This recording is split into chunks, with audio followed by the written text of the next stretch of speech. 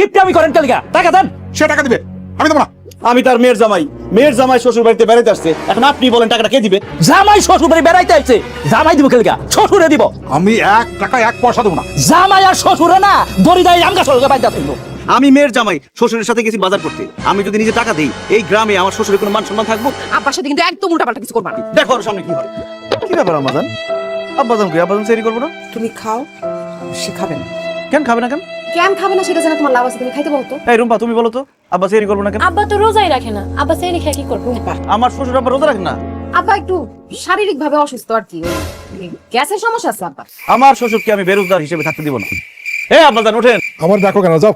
ভোর রাতে ডাকতেছি কারণ সেরি টাইম হচ্ছে, সেরি করবেন, উঠেন। আর আমি বললাম তো আমি রোজা রাখবো না, তুমি যাও তো। রোজা রাখবেন না? না রাখবো না, আমার শরীর ভালো না, তুমি এখান থেকে যাও।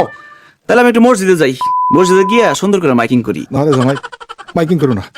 মসজিদ কমিটি মাদ্রাসা কমিটির মধ্যে আসি তো, সেক্রেটারি প্রেসিডেন্ট যদি জানতে পারে আমার কমিটিতে রাখবেন। আপনি মসজিদ কমিটি মাদ্রাসার কমিটিতে থাইকা রোজা রাখেন না?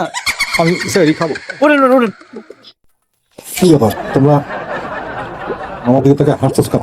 আপনারা তো কেউ কোনোদিন সিয়ারি করতে দেখেন নাই, জীবনের প্রথম সিয়ারি করতেছেন, এই কুচিতে সবাই হাঁটতেছে।